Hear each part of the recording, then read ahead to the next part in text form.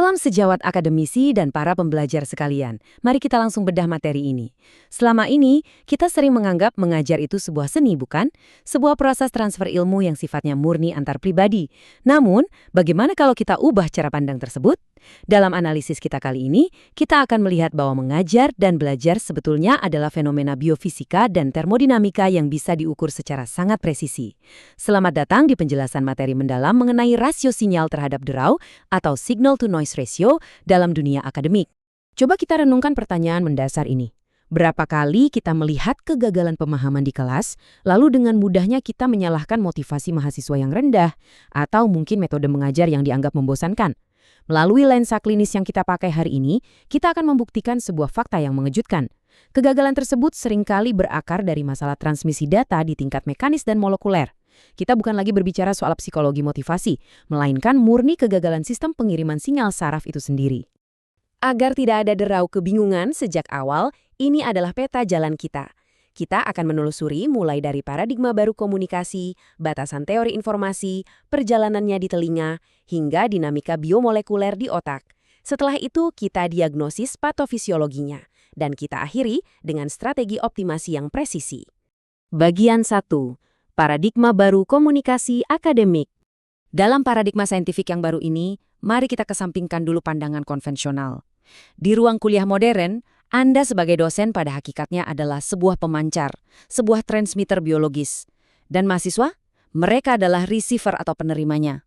Di sini kita menggunakan metrik signal-to-noise ratio. Sinyal adalah pengetahuan esensial Anda yang terstruktur. Sedangkan derau atau noise adalah semua bentuk gangguan. Bisa berupa gema ruangan, kalimat yang bermakna ganda, sampai derau neurokimia di dalam otak mahasiswa, seperti rasa cemas. Sinyal dan derau ini secara literal bertarung memperebutkan kapasitas korteks otak manusia yang sangat terbatas. Bagian 2. Teori informasi dan batasan saluran. Sekarang kita masuk ke teori makrofisika yang mengatur hukum perpindahan data ini. Teorema Shannon-Hartley mengungkap sebuah realitas biofisika yang mutlak, bahwa kapasitas otak mahasiswa untuk memproses informasi itu ada batas matematisnya. Logikanya begini, jika daya derau atau gangguan di kelas meningkat drastis, kapasitas transfer informasi akan terjun bebas. Otomatis bukan?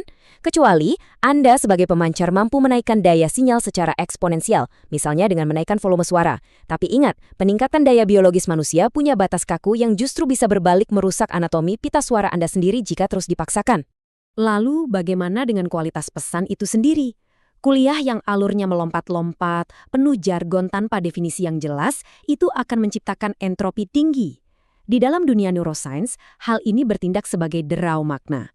Solusinya bukanlah mengulang-ulang kalimat layaknya kaset kusut, melainkan menciptakan apa yang kita sebut redundansi terstruktur. Penggunaan analogi, intonasi suara yang dinamis, dipadukan dengan representasi visual secara bersamaan, ini semua berfungsi layaknya kode koreksi kesalahan. Hal ini memastikan otak mahasiswa tetap bisa menyusun sinyal yang utuh meskipun ada gangguan. Jadi, redundansi di sini adalah strategi meretas otak untuk membangun jalur sinaptik alternatif menuju pemahaman. Bagian 3. Biofisika auditori dan filter talamus. Mari kita telusuri perjalanan epik suara secara molekuler. Suara Anda menggetarkan molekul udara, masuk ke telinga mahasiswa, dan secara mekanis membengkokkan struktur mikroskopis di dalam koklea yang bernama stereosilia. Gerakan mekanis ini membuka saluran ion dan seketika melepaskan glutamat ke saraf auditori. Sinyal listrik ini melesat bak kilat menuju talamus. Nah, talamus ini ibarat penjaga gerbang biofisika. Ia menyeleksi mana sinyal penting, mana yang dibuang. Sayangnya, kalau derau ruangan terlalu bising, filter talamus ini akan kelebihan beban. Akibatnya sangat fatal. Mahasiswa Anda secara fisik mungkin menatap dan mendengar suara Anda, tapi sinyal tersebut diblokir oleh otak sebelum sempat diterjemahkan menjadi bahasa yang dipahami. Bagian 4. Dinamika biomolekuler, plastisitas sinaptik. Jika sinyal Anda berhasil lolos dari talamus, pertarungan sesungguhnya baru saja dimulai di korteks prefrontal, area eksekutif otak. Disinilah dua neurotransmitter utama, dopamin dan norepinefrin bekerja. Norepinefrin bertugas sebagai penguat sinyal. Dia menutup jalur ion tertentu agar sinyal listrik yang sedang diproses tidak bocor. Sementara dopamin bertindak sebagai peredam derau, mematikan gangguan latar belakang yang tidak relevan. Tapi ingat, keseimbangan ini sangat rapuh. Kalau materi Anda terlalu rumit atau mahasiswa sedang stres, keseimbangan kimiawi ini hancur berantakan, komunikasi saraf terputus total, dan mahasiswa Anda secara harfiah akan mengalami kondisi mendadak blank, otak kosong karena overload. Padahal, tujuan akhir kita mengajar adalah menciptakan long-term potentiation, dasar seluler dari memori jangka panjang. Agar memori ini terbentuk, sinyal ilmu dari Anda harus datang secara terus-menerus, dan voltasenya harus cukup kuat untuk menendang molekul magnesium yang menyumbat saluran sel. Begitu salurannya terbuka, ion kalsium akan membanjiri sel dan memicu pembentukan protein ingatan. Ini sangat krusial, Bapak Ibu. Kalau proses ini terpotong oleh derau sekecil apapun, kaskade molekuler ini otomatis gagal.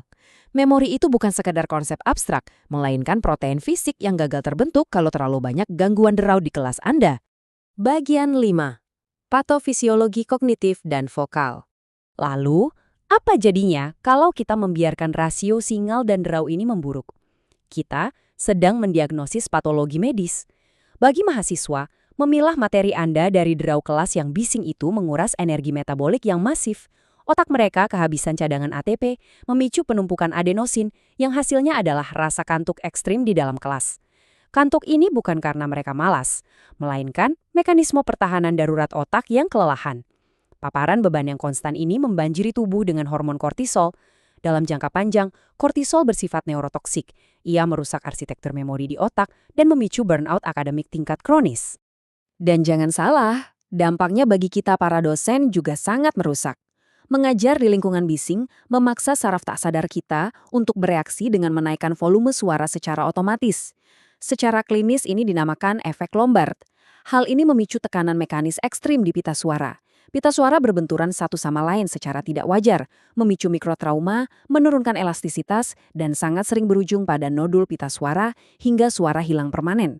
Ini adalah kondisi patologis yang secara harfiah bisa mengakhiri karir akademis seorang dosen sebelum waktunya. Bagian 6. Strategi optimasi SNR terintegrasi.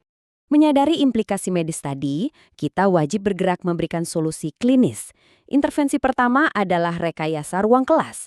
Lingkungan belajar idealnya dirancang agar memiliki waktu dengung suara di bawah 0,6 detik. Selanjutnya, tolong jangan anggap mikrofon sebagai kemewahan teknologi. Mikrofon adalah alat pelindung diri APD klinis mutlak bagi seorang pengajar untuk menjaga pita suara di ambang batas aman. Dan yang tak kalah penting, hidrasi. Air putih sangat vital untuk menjaga kelenturan pita suara Anda saat sedang mentransmisikan sinyal pengetahuan ke mahasiswa. Dari sisi kognitif, kita harus sangat disiplin menghormati batas biologis mahasiswa. Riset neuroscience menunjukkan bahwa cadangan fokus mahasiswa kita itu akan mencapai titik kelelahan dalam 20 menit saja. Karena itu, terapkan sistem Changkin atau segmentasi. Berikan jeda relaksasi adaptif setiap 20 menit agar otak mereka bisa memulihkan neurotransmitter yang terkuras. Gunakan juga strategi penyandian ganda, menggabungkan visual dan audio secara harmonis. Hal ini membantu otak mahasiswa merakit ingatan dengan lebih cepat dan utuh tanpa membebani kapasitas kognitif mereka. Strategi terakhir, dan yang secara biologis paling vital adalah regulasi amigdala. Ciptakan ruang kelas yang aman secara psikologis. Lingkungan yang dirasa mengintimidasi atau menekan akan memicu amigdala menjadi sangat reaktif. Jika amigdala mendeteksi stres, ia akan membajak aliran darah dari area nalar rasional dan mengalihkannya sepenuhnya ke mode insting bertahan hidup primitif, mekanisme fight or flight. Menghilangkan elemen ancaman di kelas berarti secara fungsional Anda membuka gerbang pikiran mahasiswa lebar-lebar, murni hanya untuk menangkap dan memproses materi tingkat tinggi yang Anda sampaikan.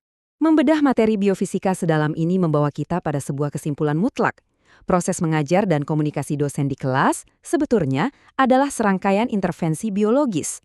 Memperbaiki rasio sinyal terhadap derau bukanlah sekedar upaya pedagogi biasa, melainkan murni sebuah intervensi medis preventif. Ini semua tentang bagaimana kita melindungi saraf mahasiswa agar mereka bisa membentuk memori secara efisien, sekaligus menyelamatkan pita suara kita sendiri sebagai pendidik. Nah, setelah melihat dengan jelas seluruh realitas anatomis dan mekanis yang terjadi ini, akankah Anda masih melangkah ke kelas dan mengajar dengan cara yang sama besok pagi? Terima kasih telah menyimak video pembelajaran dan analisis yang komprehensif ini. Jika Anda senang dan merasa mendapatkan manfaat nyata dari pendekatan saintifik seperti ini, jangan lupa untuk subscribe channel ini, Ruang Dosen.